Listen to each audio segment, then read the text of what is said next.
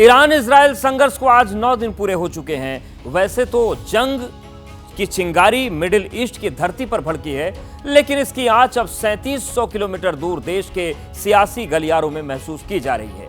लेकिन कैसे, इसका विश्लेषण आगे करेंगे। और इसका विश्लेषण हम करेंगे, पहले आपको युद्ध के 9वें दिन ईरान इजराइल के बीच हुए भीषण वार पलटवार के दृश्य दिखाते हैं। बीती रात दोनों तरफ से जमकर हमले हुए। इजराइल ने ईरान की राजधानी तेहरान पर भीषण बमबारी की है, तो ईरान की तरफ से भी इसका विध्वंसक बारूदी जवाब दिया गया। आपके टीवी स्क्रीन पर यह तस्वीरें इजराइल के शहरों की हैं, जहां ईरान की मिसाइल स्ट्राइक से काफी नुकसान पहुंचा।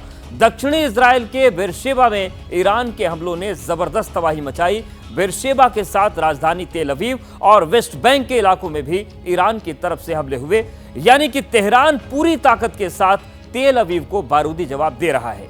मौजूदा हालात में इस जंग में शांति के संकेत नजर नहीं आ रहे हैं। और अब इस ग्लोबल खबर का लोकल स्तर पर क्या असर हो रहा है, इसकी बात करते हैं। इस खबर के केंद्र में कांग्रेस की पूर्व अध्यक्षा सोनिया गांधी का एक लेख है, जो उन्होंने देश के एक अंग्रेजी अखबार में लिखा।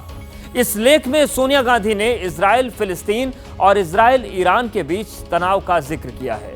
साथ ही इस मसले पर मोदी सरकार के स्टैंड को लेकर उन्होंने चिंता जाहिर की है और सरकार की विदेश नीति कूटनीति को लेकर सवाल खड़े किए हैं, सरकार को कटघरे में खड़ा किया है।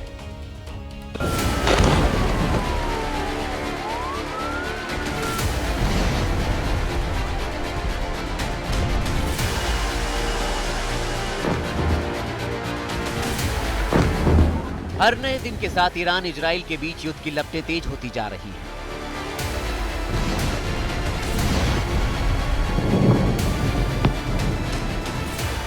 इजराइल भी हमले रोकने को तैयार नहीं है। उधर तेहरान ने भी पूरी ताकत से जवाब देने की ठान रखी है।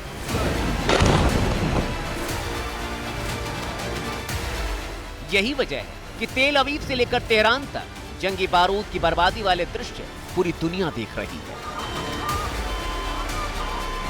इस बीच इजराइल फिलिस्तीन और ईरान इजराइल संघर्ष को लेकर सोनिया गांधी के लेख पर देश के सियासी गलियारों में एक नया संग्राम शुरू हो गया है।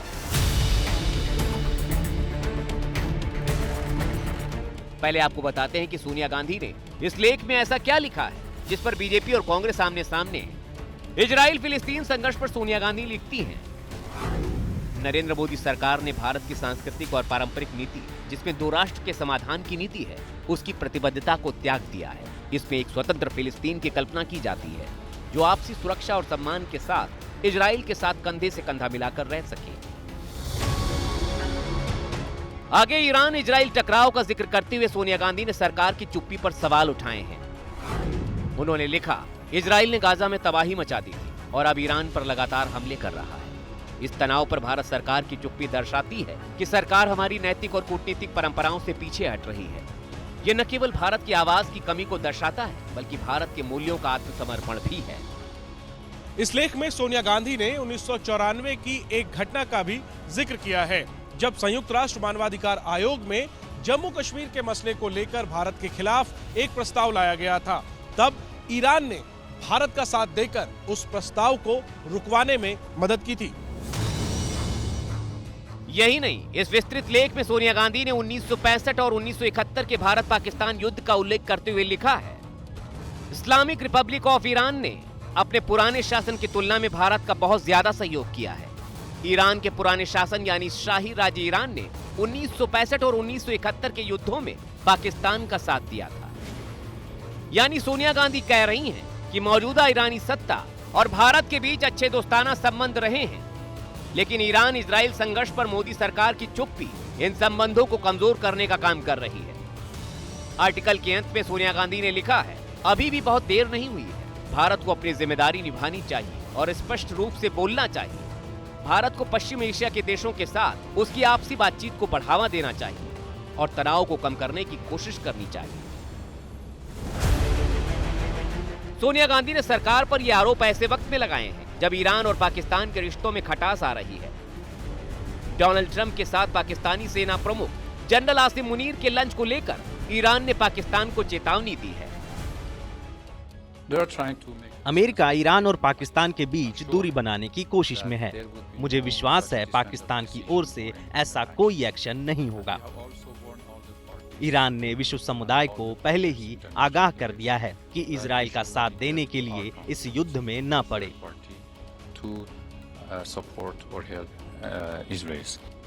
अगर वो युद्ध को शांत करना चाहते हैं तो उन्हें सही रास्ते पर जाना होगा।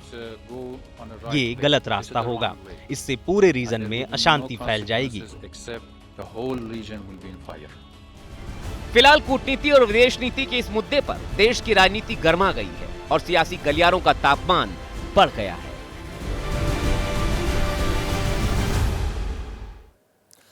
तो सोनिया गांधी के लेख के बहाने पूरी कांग्रेस ने मोदी सरकार के खिलाफ मोर्चा खोल दिया है। लोकसभा में नेता प्रतिपक्ष राहुल गांधी और कांग्रेस महासचिव प्रियंका गांधी दोनों ने सोनिया गांधी के आर्टिकल को अपने एक्स हैंडल पर शेयर किया है। आर्टिकल के साथ सोनिया गांधी की लिखी हुई बातों के बहाने सरकार की चुप्पी पर सवाल उठाए गए। हालांकि ये पहला मौका नहीं है जब कांग्रेस ने इजराइल को लेकर मोदी सरकार के स्टैंड पर सवाल उठाए हों। इससे पहले प्रियंका गांधी फिलिस्तीन लिखा बैग लेकर संसद पहुंची थी, जिसकी तस्वीरें आपके सामने हैं। इसके जरिए उन्होंने सरकार को संदेश देने की कोशिश की थी। तो बैग के बाद अब इस आर्टिकल को लेकर सियासत तेज हो गई है।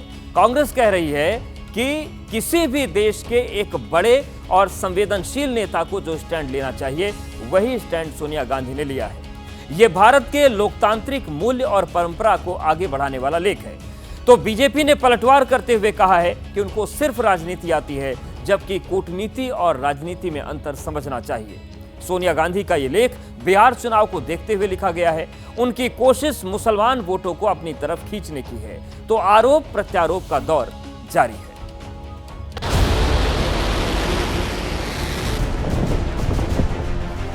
सोनिया गांधी जी शायद इन दोनों अखबार पढ़ती नहीं जाए, शायद उनके जो इनपुट देने वाले लोगों को इनपुट दे नहीं रहे। भारत सरकार का स्टैंड बड़ा क्लियर है कि युद्ध विराम होना चाहिए। भारत सरकार को चाहिए कि उसकी निंदा करे इसराइल के इस एग्रेशन की, इसराइल के इस हमले की। उनकी हर जो चाल होती है वो वोट बैंक की राजनीति से प्रेरित होती है। भारत सरकार की नीति में ईरान भी हमारे हाथों से चला जाएगा। जिस तरीके की विदेश नीति भारत सरकार की है, दुनिया के अंदर शायद हम अकेले रह जाएंगे। ये सबका सब इसलिए करते हैं कि मुसलमानों के वोट को हम किसी से टारगेट कर सकें। सरकार जो मौजूदा सरकार है उसकी कूटनीति की विफलता पूरी दुनिया देख रही। किसी भी देश के एक बड़े संवेदनशील राजनेता को जिस तरह का स्टैंड लेना चाहिए वही स्टैंड श्रीमती सोनिया गांधी जी ने आज लिया है। क्या बिगाड़ा ईरान ने? तो भारत को अपना स्टैंड क्लियर करना चाहिए, बोलना चाहिए फॉरेन मिनिस्टर को, फॉरेन सेक्रेटरी को कि हम क्या करना चाहते हैं ईरान इजराइल युद्ध के अंदर।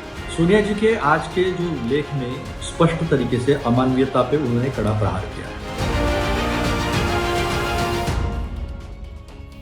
तो सियासी आरोप प्रत्यारोप का दौर चल रहा है। इजराइल फिलिस्तीन टकराव और ईरान इजराइल संघर्ष को लेकर हो रही राजनीति को समझने के लिए हमें दोनों देशों के साथ अपने रिश्तों का अध्याय खंगालना होगा। तो चलिए देखते हैं।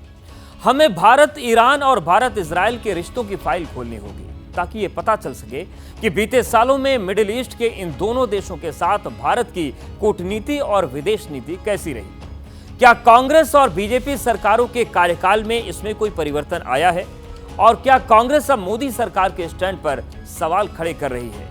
ये रिपोर्ट देखिए। Mr. Netanyahu has long wanted to fight Iran because that way he can stay in office forever and ever. I mean, he's been there most of the last 20 years. But I think we should be trying to diffuse it. जो बात America के पूर्व राष्ट्रपति bill Clinton कह रहे हैं, कुछ ऐसा ही बताने की कोशिश कांग्रेस के पूर्व अध्यक्ष सोनिया गांधी ने की है। सोनिया गांधी ने फिलिस्तीन के खिलाफ इजरायली हमलों की निंदा की है। उन्होंने ईरान के खिलाफ इजरायल की तरफ से किए जा रहे हमलों को भी गलत ठहराया है। सोनिया गांधी की मंशा यह है कि इस मुद्दे पर सरकार तटस्थ न रहकर इस संघर्ष का समाधान निकालने के लिए कूटनीतिक प्रयास करे। इजरायल के साथ अपने संबंधों को मद्देनजर रखते हुए उसे मिडिल ईस्ट में शांति स्थापित करने के लिए प्रेरित करे। दरअसल कांग्रेस मानती है कि इजरायल की तरफ से फिलिस्तीन और ईरान पर किए जा रहे हमले गैर वाजिब हैं। सोनिया गांधी ने हमास के हमले की निंदा की है, लेकिन फिलिस्तीन पर इजरायल की कार्रवाई को भी भयावह बताया है।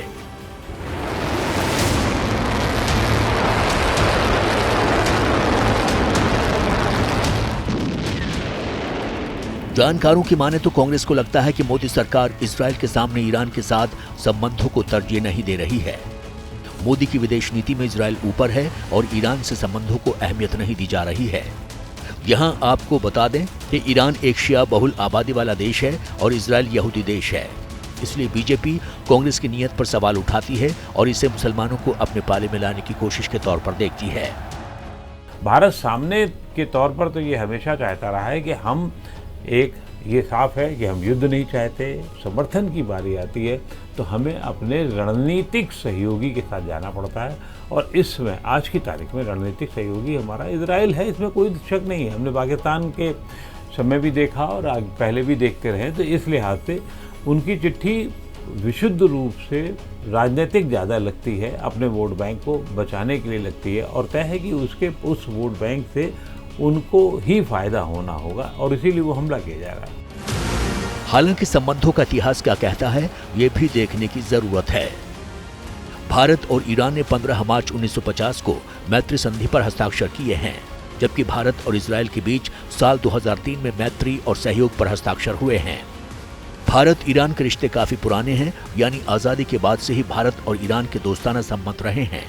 दूसरी तरफ इजरायल भारत का अहम रक्षा साझेदार है।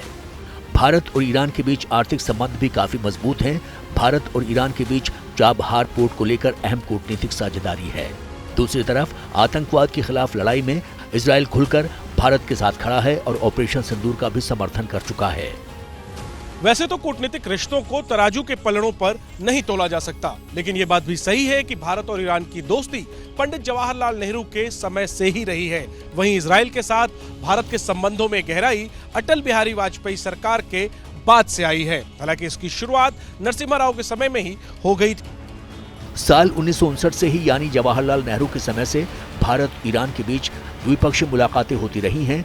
भारत के प्रधानमंत्री ईरान के दौरे करते रहे हैं। 1977 में इस्लामिक क्रांति के बाद से दोनों देशों के बीच रिश्ते और मजबूत हुए हैं। मोदी सरकार के दौरान भी भारत ईरान के रिश्तों को नई ऊंचाई मिली है। वो देश में संदेश देना चाहते हैं कि देखिए, भारत सरकार जो है उसकी विदेश नीति जो है वो मानवीय मूल्यों से हटकर और एक देश के प्रति ज़्यादा समर्पित दिखाई देती है। तो मुझे लगता है कि एक और मौका है ये विपक्ष के पास और कांग्रेस पार्टी के पास, जिसमें सोनिया गांधी ने अपने लेख के जरिए सरकार की डिप्लोमेटिक फेलियर को उजागर किया है। यही वजह है कि सोनिया गांधी दोनों देशों के साथ इन्हीं रिश्तों का हवाला देकर इस मसले पर भारत की तरफ से पक्ष रखने की बात कर रही हैं। यानी कांग्रेस को मोदी सरकार की तटस्थ रहने की नीति सही नहीं लगती। हालांकि मोदी सरकार ने भी हमेशा शांति की बात की है और युद्ध को वैश्विक शांति के लिए खतरा बताया है। यूरोप हो या एशिया, समस्याओं का समाधान रणभूमि से नहीं निकलता, डायलॉग और डिप्लोमेसी से ही वही एकमात्र रास्ता है। किसी भी देश की क्षेत्रीय अखंडता और संप्रभुता का सम्मान आवश्यक है। फिलहाल ईरान इजरायल संघर्ष के बीच सोनिया गांधी के लेख पर देश के सियासी गलियारों में ज़बानी बमबारी हो रही है। आने वाले दिनों में इस मुद्दे पर राजनीतिक उठापटक और तेज हो सकती है।